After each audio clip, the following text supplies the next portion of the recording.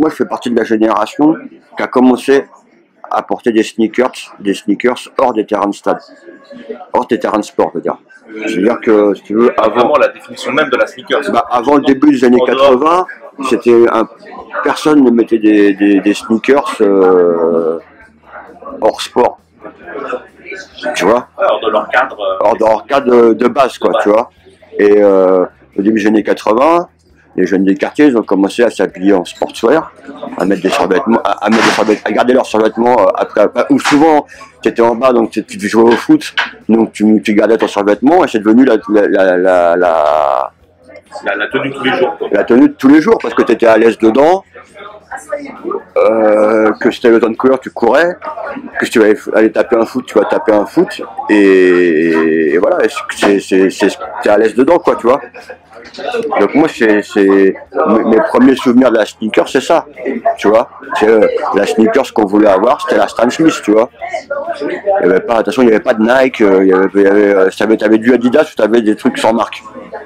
Et entre guillemets, la première qui nous a fait rêver, c'était les tennis. D'ailleurs, on appelle ça pas ça des sneakers ou des baskets, on appelle ça des tennis. Parce que début des années 80, les sportifs mis en avant, c'est les tennismen. C'est Björn Borg, Vilas, Noah, Nastase.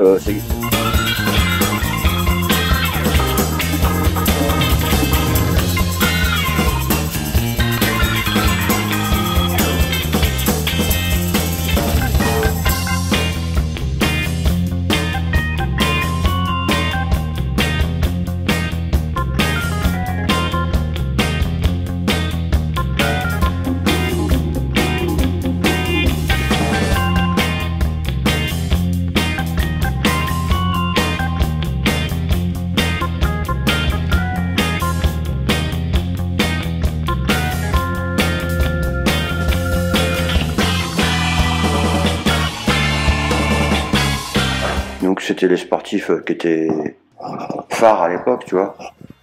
Donc on mettait des tennis. Ouais, c'était vraiment... Au départ, plus que des running ou des trucs de basket, tu vois. À part l'Americana, qui était un peu portée quand même. Mais celle qu'on voulait vraiment, c'était celle de tennis, quoi. Quand les marques ont commencé à capter qu'il y avait des mecs qui cherchaient des vieilles baskets, qui collectionnaient les trucs, qui cherchaient les éditions limitées. Enfin, pas les éditions limitées, parce que ça n'existait pas en tant que tel. Tu vois, il n'y avait pas les collabs à la base, ça n'existait pas. Donc c'est quand les marques ont commencé à voir le truc et que ça a commencé à devenir plus du marketing, quoi, tu vois, en fait. Là où à la base, le truc du sneaker, c'était genre quelques mecs qu'on prenait un peu pour des fous parce qu'ils avaient plus que 4 paires de sneakers chez eux, ou des mecs qu'on prenait encore plus pour des fous parce qu'ils achetaient des vieilles sneakers, tu vois, des vieux modèles, alors que les gens voulaient les nouveautés. Par exemple, tu vois, Bobito, quand il avait son label, Fondolem, il avait une petite boutique au début des années 90 où il vendait des modèles vintage. Tout New York le prenait pour un fou.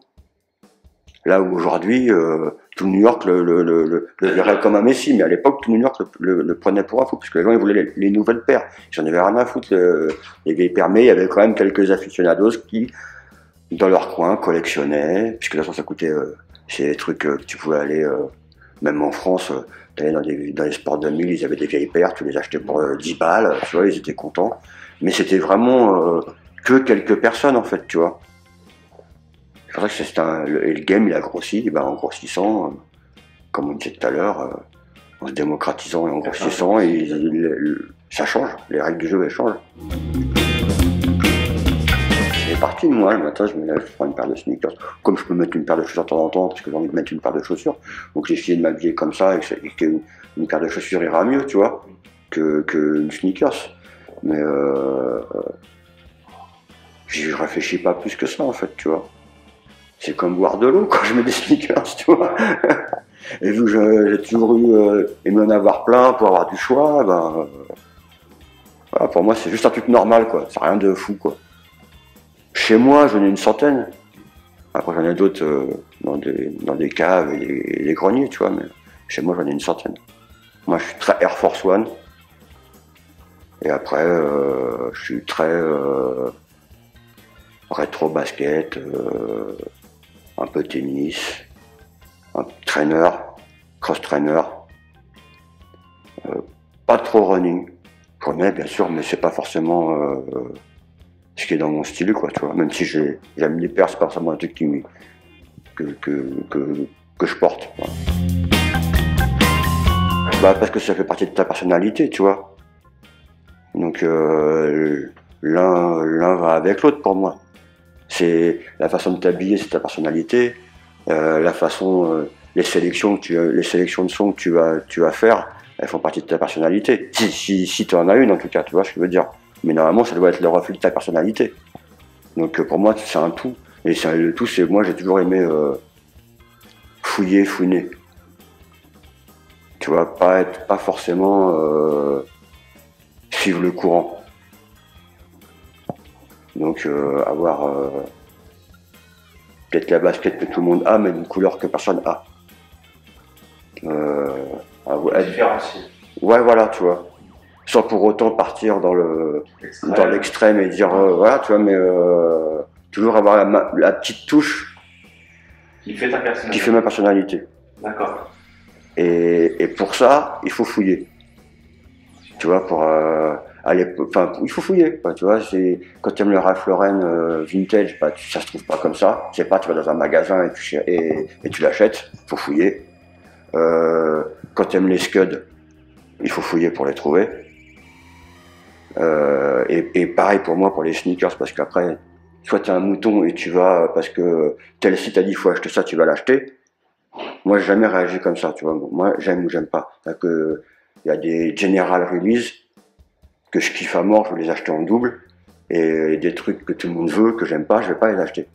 Parce que moi, ça doit être, que ce soit pour les fringues, pour les baskets, pour les scuds, c'est ça me plaît, j'achète. Je le joue, je le mets. Enfin, toi, suivant le truc que c'est. Ça me plaît pas, je le joue pas, je le mets pas, je l'achète pas. Ça dépend que de moi. Ah ouais. C'est mon indicateur, c'est moi. Ça me plaît pas. Ah ouais. Très bien. Sans prétention aucune, hein, tu vois. Je suis un gourou de C'est rien la du façon tout. d'aborder C'est juste ma façon d'aborder les choses, quoi, tu vois. Ah oui, c'est de plus en plus comme ça. Tu vois, c'est du show-off. Ouais, ok, j'ai la paire que tout le monde veut. Cool. Mais est-ce qu'elle te plaît vraiment, la paire? Est-ce que si tout le monde la voulait pas, toi tu la voudrais quand même? C'est là la question, tu vois, pour moi. Pourquoi tu l'aimes parce que tout le monde la veut ou tu l'aimes parce que tu l'aimes? Après, y a beaucoup de show-off parce que quand t'as pas si t'as pas le fond de la culture, tu es obligé de faire du show-off pour faire voir que t'as le truc ou que t'as, tu vois. Mais bon, après, c'est un truc guillemets normal, il faut que jeunesse se passe, tu vois. Donc, plutôt que de faire un top 5 sneakers, j'ai fait un top 5 casquettes. Voilà, la classique des classiques, hein. New York Yankee Fitted New Era. Celle-là, j'ai dû en avoir une trentaine. C'était un peu la casquette que je mettais tout le temps, parce qu'elle va un peu avec tout. C'est un peu comme la Air Force blanche, le t-shirt blanc et le 501 brut, tu vois. C'est des trucs, tu seras peut-être jamais à la pointe de la mode avec ça, mais tu seras jamais à l'ouest. Et puis New York, c'est un peu ma mecque à moi. Ensuite, c'est la Los Angeles Pan Am Vrong, qui a remplacé la Yankee sur ma tête depuis qu'elle est sortie. C'est juste que, tu vois, pendant longtemps, on a toujours mis les trucs américains, mais malgré tout, on n'est pas américain. Que Panam, c'est un truc vraiment qui nous représente, tu vois. On fait des tournements du logo Raiders en plus, donc c'est devenu ma casquette fétiche. C'est ma casquette de tous les jours, quoi. Tu la custom avec un pin Sweat to Right. Ralph Lauren, Polo USA, avec le flag. C'est vintage ou c'est... Non, c'est pas vintage. C'est des trucs qui ont été faits il y a 3-4 ans, mais qui copient le vintage, quoi, en fait. Il y a ressorti des rétros. C'est ça, rétro casquette. Sur les vintage, il n'y a pas ça. Il n'y a pas le cheval sur les vintage. Ok. Ça, c'est vintage, par contre. avec le verre brodé en velours côtelé. Qui se marie idéalement avec, j'ai vu, des Air Force One. Avec plein de choses. Surtout que moi j'aime bien les Air Force One avec la semelle en gomme, ou le bas de la semelle en gomme, donc ça se marie avec toutes ces choses. Que tu portes aussi aujourd'hui, non? Aussi, oui, ouais, aussi. Ça, c'est une casquette de l'armée italienne, qui est vendue en général chez Bleu, tu la trouves chez Bleu de Paname. Elle est super cool parce que c'est un chambrage super léger, donc pour l'été, ça a une bonne coupe, ça tient pas chaud, et ça coûte 10 balles. Cool. Voilà. Comme quoi, des fois, il faut savoir fouiller et pas parce que tu mets beaucoup d'argent que tu as du style. La clé là-dedans, de toute façon, qu'il faut savoir, c'est la patience. C'est bien de vouloir les trucs tout de suite super chers, mais souvent tu attends un petit peu, et puis tu verras que quelques mois après, tu vas trouver ce que tu veux à 5 fois moins le prix une fois que la hype est passée. J'ai du bleu de Paname, j'aime beaucoup ce que fait Bleu de Paname dans les marques, récentes, on va dire. Après, c'est vrai que j'ai énormément de Ralph Lauren, donc j'ai pas forcément des placards extensifs à mort. J'aime bien North Face, un peu comme tout le monde. Après, il y a des marques que j'aime bien que je porte pas forcément. Encore une fois, pas parce que j'ai pas forcément une place chez moi, tu vois, mais il y a plein de marques que j'apprécie. J'aime bien Life. J'aime bien ce que fait Poison Pearls. J'aime bien à un autre niveau ce que peut faire Tiller, même si moi c'est pas de ma génération, mais je trouve que c'est une bonne marque générationnelle, tu vois, dans les marques françaises.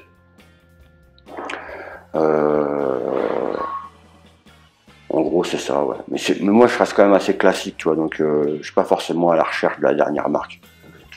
J'aime bien Carhartt comme tout le monde, j'aime bien Levi's comme tout le monde. Voilà.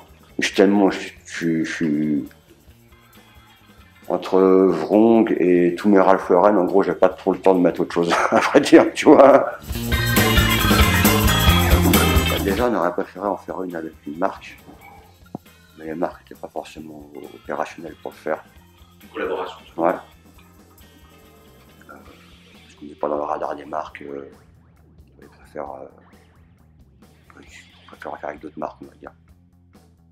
Pourquoi on n'a jamais vraiment eu des raisons, puisqu'on a 20 ans, etc. Donc vu qu'on voulait quand même faire une sneaker, on s'est dit bah on va faire avec une marque, on va essayer de la faire nous-mêmes. On l'a vu plus comme une continuation de la collection que comme un business en soi, tu vois. C'est-à-dire que on a fait des sneakers qui matchent avec la collection, qui ont les mêmes primes que la collection. Donc c'est plus un accessoire que dire Vrong se lance dans la sneaker, quoi, tu vois. Donc qui ont les mêmes primes que les pantalons. Que les pantalons, que les t-shirts, que des casquettes, tu vois, pour avoir une espèce d'unité dans la collection, quoi.